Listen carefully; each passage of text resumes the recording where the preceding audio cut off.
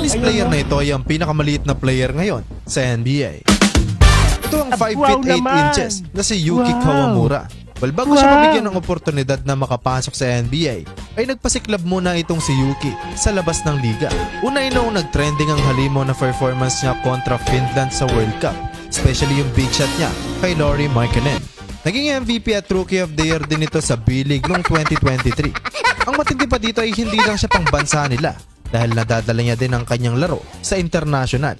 Noong nakaraang FIBA World Cup ay naging malaking tulong talaga siya sa kanilang national team para makuha ang 3 panalo na nagpapasok pa sa kanila sa Paris Olympics.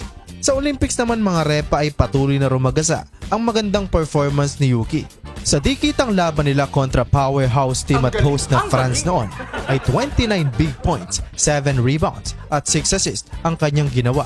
Dahilan kung bakit siya ang naging pangatlong player sa kasaysayan ng Olympics na nakagawa ng more than 25-5-5 behind Kevin Durant at Luol Deng.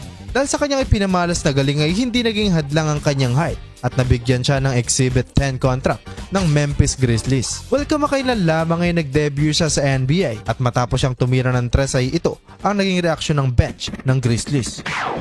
Three-pointer is good from the corner for